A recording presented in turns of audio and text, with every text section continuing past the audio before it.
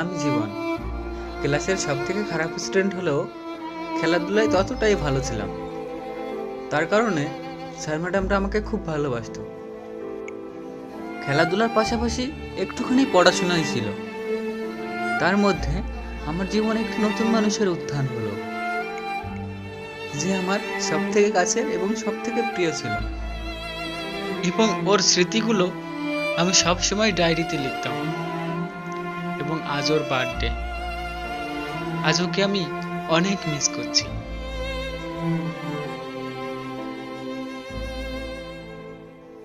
দুর্গাপূজার ছুটির স্কুল খোলার পর বন্ধুর সঙ্গে কথা হচ্ছিল। কি আর স্কুলে যেতে হবে তো? স্কুলে যেতে হবে তো, মানিক স্যারের ক্লাস হচ্ছে তো। আর মানিক স্যারের ক্লাসগুলো না মিস করা যাবে না। মানিক স্যার প্রচুর ঝামেলা করে। নোট টোট ঠিকঠাক করতে হবে তো, আর সামনে এক্সাম। সোহাগুরা কোথায় সব? ওদের তো খবর নাই, ওরা মনে হয় আড্ডা দিচ্ছে কোথাও। ওদের সে কিছুদিন হয়ে গেছে, ওদের কোনো খবরই নেই। লাস্ট তো আমি মানে দুদিন দেখছি না ওদের। কোথায় থাকে ওরা? কথা বলতে বলতে হঠাৎ আমার চোখ পড়ল স্বর্গ থেকে নেমে আসা একটি রাজকন্যার দিকে। ওকে দেখে মনে হচ্ছিল ভগবান ওকে আমার জন্যই পাঠিয়েছে। ওকে দেখার পর সবকিছু যেন কেমন থমকে গিয়েছিল। চোখের পলক পড়ছিল না, আমি শুধু ওকেই দেখছিলাম।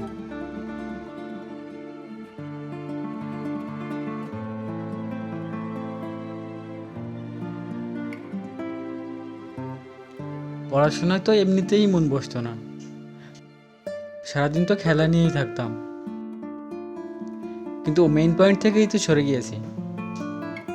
খেলাধুলার পাশাপাশি এখন রুটিনে আরেকটা জিনিস যোগ হয়েছে,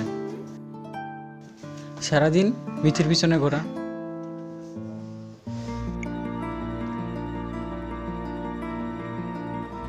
প্রথম কয়দিন তো ওর দিকে তাকাতেই পারতাম না।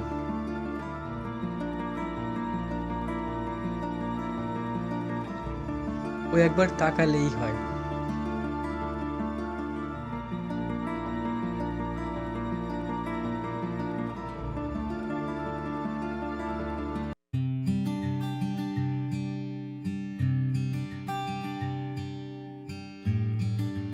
কি রে ভাই, হাঁপাচ্ছিস কেন, দৌড়াচ্ছিস কেন এরকম? সেদিন যে মেয়েটা ছিল না, ও মাই গড, কি দেখতে! চোখগুলো দেখেছিস ওর? যেন তারার মতো ঝুলছে। চুলগুলা তো বলবোই না, হাওয়ায় খুব দুলছে। আমি তো পুরো পাগল হয়ে গেছি। তুই তো পুরো শেষ, তুই গিয়েছিস। মামা তুমি তো পুরো শেষ, তুমি তো প্রেমে পড়েছো। তুইও ছাড়ছিস না আমায়। আচ্ছা ছাড়, চল খেলা আছে, বিকালে খেলা করেছি, চল বেরোতে হবে, খেলতে হবে, চলো।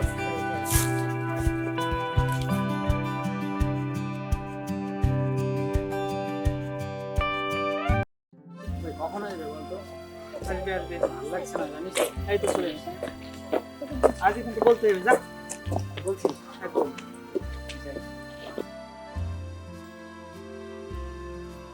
এই শোনো,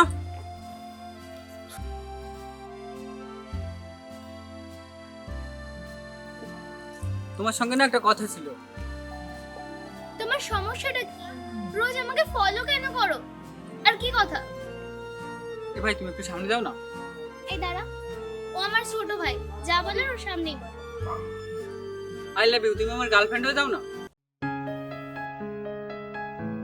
এই তুই যা তো। তোমার সমস্যাটা কি? অসভ্য ছেলে এইভাবে তো প্রপোজ করে। নেক্সট টাইম থেকে যদি এরকম কোনো কথা বলেছিল আমায়, দাও না, এটা তো তোমার অধিকার আছে, তুমি আমাকে চট দিতেই পারো।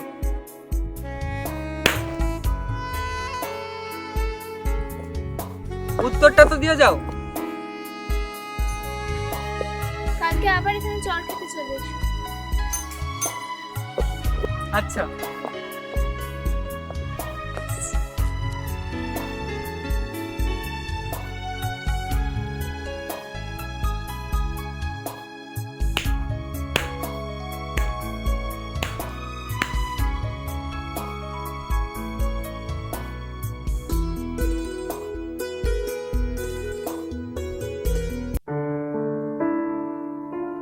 কিছুদিন এভাবে চলার পর আমার একটা অভ্যাস হয়ে গিয়েছিল, তাই প্রতিদিন চলে যেতাম চড় খেতে।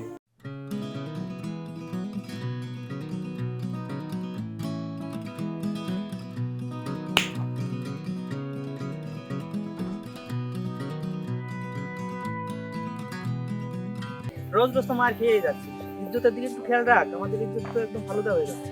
এটাও একটা ভালোবাসা। সেটা বুঝলাম, এটা তোর ভালোবাসা, কিন্তু রোজ রোজ 1 মাস হয়ে গেল মার খেয়ে যাচ্ছিস। হ্যাঁ না, কিছু তো একটা বলবে না। ঠিক আছে, ছাড় না, চল। চল তাহলে কালকে আবার মার্কেটে আসিস। ঠিক আছে, চল।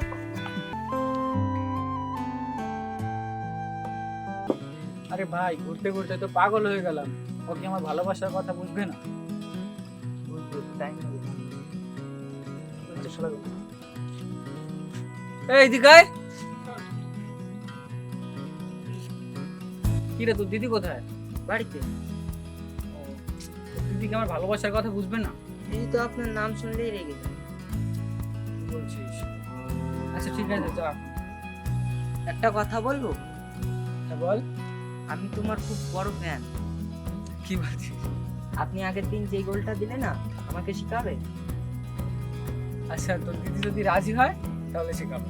এখন যা। কি তো, তোর অনেক বড় ফ্যান। চল চল,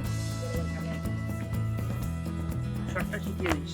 শালা ভাই, শালা বলে চল।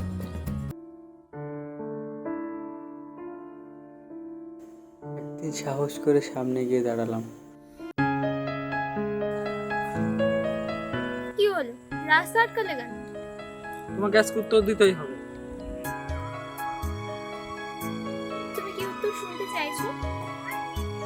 অবশ্যই আই লাভ ইউ। আর অবশ্যই উত্তরটা নাই পাবে। তুমি হ্যাঁ বলবে না তো? না। তুমি হ্যাঁ না বললে কিন্তু আমি হাত কেটে দেবো আমার। তোমার যা ইচ্ছা তাই করো, আমার থেকে উত্তরটা তুমি নাই পাবে। কি করলে তুমি এটা? পাগল নাকি? সেদিন থেকে ওকে আমি নতুন করে জানতে শুরু করলাম। এত রাগী মানুষটা মুহূর্তের মধ্যে কেঁদে ফেলল, আর ভালো লাগার সাথে সাথে ওর জন্য প্রচন্ড মায়াও কাজ করছিল। তারপর থেকে ওর সঙ্গে আমার একটা আলাদা ভাব হয়ে গিয়েছিল। উপরে উপরে ফ্রেন্ড বললেও আমি জানতাম ফ্রেন্ড থেকে একটু হলেও বেশি। কিন্তু হ্যাঁ, এরকম ছেলে মানসিকতা কখনোই করবে না। কি হলো, এত দেরি হলো কেন? কোথায় ছিলে? ওই মানিক স্যারের ক্লাসটা ছিল না? মানিক স্যারের ক্লাস না ফুটবলের মাঠ, কোনটা? সবকিছু সাথে বুঝে ফেলে কি করে? এটা তোমাকে চিনি বলে, তোমাকে খুব ভালো করে চিনি বলে বুঝতে পারি। আচ্ছা, ওই নোটগুলো করে নিচ্ছ আমার জন্য? তোমার জন্য আনতে তো হবেই, কারণ মানিক স্যারের ক্লাস করো না, আর মানিক স্যারের কাছে না পড়লে স্যার নাম্বারও দেন না পরীক্ষায়। তো সেইখানে তুমি ক্লাসও করো না, স্যারের কাছে পড়ো না, তা নোটটা আমাকে করতেই হতো। আমি সুন্দর করে পয়েন্ট আউট করে নোটগুলো রেডি করে দিয়েছি, এগুলো দেখে দেখে আগে মুখস্থ করবে, তারপর খাতায় লিখবে। ঠিক আছে? অবশ্য মানিক স্যারের সঙ্গে আমার ভালো সম্পর্ক, নাম্বারটা আমি দিয়ে দেবো। হ্যাঁ হ্যাঁ, সেটাই, খাতায় কিছু না লিখলেও নাম্বার দিয়ে দেবে। আচ্ছা, বলছি এই নোটটা করে নিয়ে এসো না অসম্ভব। প্লিজ।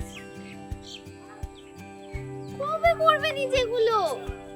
যাই হোক, আমি এটা লাস্ট করে দিচ্ছি, আর করে দেব না। আর পরের দিন আমি তোমাকে কিছু অঙ্কের কোশ্চেন গুলো দিয়ে দেবো, তুমি ওগুলো সলভ করবে নিজে নিজে, কোনো গাইডের জন্য হেল্প না হয়, ঠিক আছে? আচ্ছা।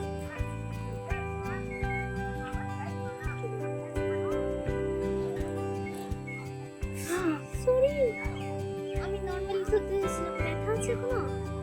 না, ব্যথা নেই। ঠিক হয়েছে, যেমন পাকামো করেছো ঠিক হয়েছে। আর কোনদিন করবে? হাতটা কাটার জন্য তো আজকে তুমি আমার পাশে বসে আছো। কানটি মুলে দেব। চল, আমি এখন বাড়ি যাব।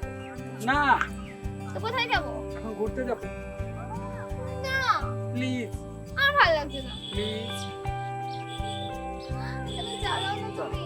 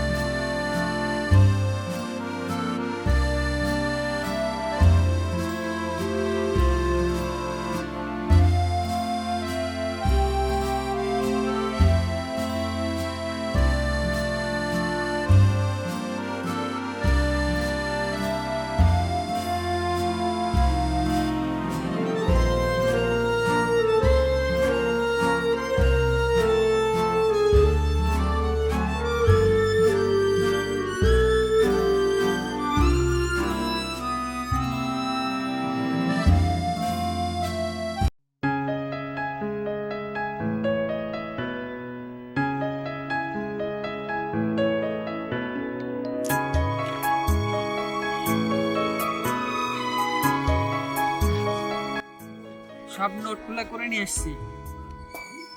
আর তুমি তো অঙ্কগুলো দিয়েছিলে না, ওইগুলা পুরোটা করেছি, কিন্তু লাস্টের 2টা অঙ্ক গাইড থেকে করেছি। কি হয়েছে, শুনতে পাওনি কিছু?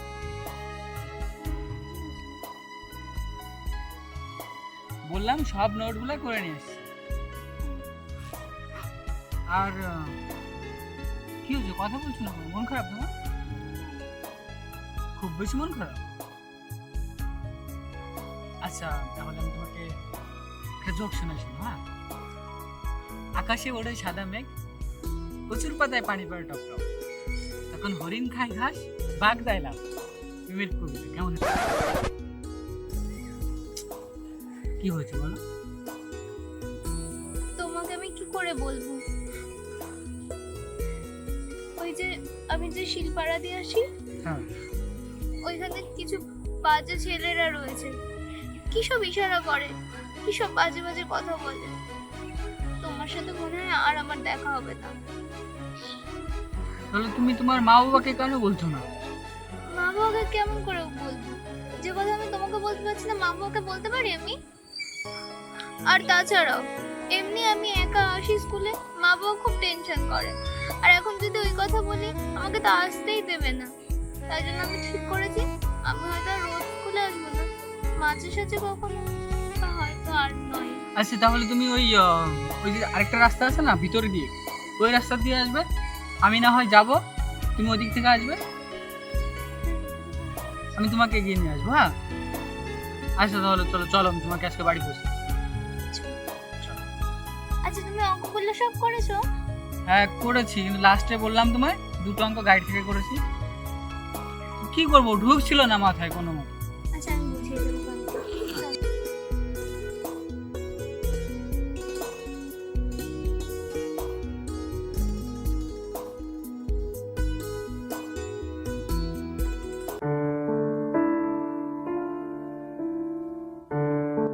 সময়গুলো খুব ভালোই কাটছিল। একদিন বিকালে মিথির জন্য ওয়েট করছিলাম। হঠাৎ বন্ধু দৌড়ে এসে বলল, জীবন, মিথি,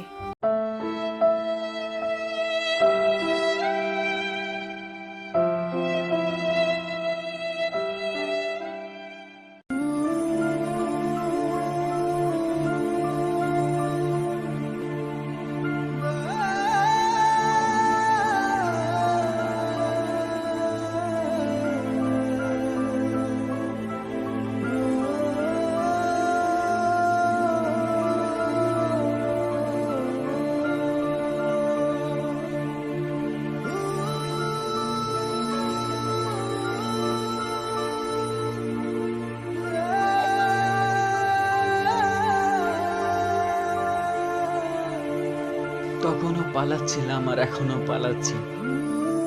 কাকে জিজ্ঞাস করবো আর কি জিজ্ঞাস করব? কে ভুল ছিল মিথির? আর ওর শরীরে হাত দেওয়ার সাহস কোথায় পেয়েছে ওরা? আর তোমাদের সমাজের নিয়ম মেনেও আমার মিথি বাঁচতে পারলো না। আর এতটাই দরকার ওদের বাঁচানোর, তোমাদের এতটাই দরকার। সত্যি বলতে ওদের শাস্তি দেওয়ার অধিকার তোমাদের এই নোংরা সমাজের নেই। আর তোমার নিজের ফোনটা মিথির জায়গায় রেখে দেখো না, পারবে না। কিন্তু মনে রেখো, ওদের মতো জানোয়ারের হাত থেকে আজ পর্যন্ত কোনো মিথি বাঁচতে পারেনি। শুধু আর একটা কথাই বলতে চাই, মিথির কোনো দোষ ছিল না, কোনো দোষ ছিল না।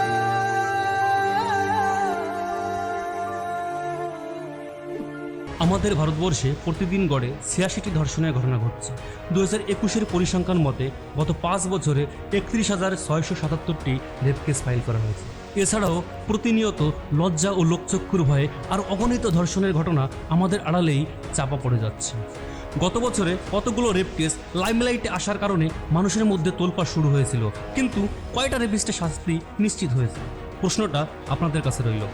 এত কিছুর পরেও কিছু মানুষ ইন্টারনেটে ধর্ষকের ডিফেন্সে শুধু পোশাকটাই খুঁজে পায়। আমরা সকল ধর্মের উপর সম্মান রাখি, কিছু ধর্ষকের ডিফেন্সে একটা শব্দ আমরা মেনে নেব না, #হ্যাং দ্য রেপিস্ট।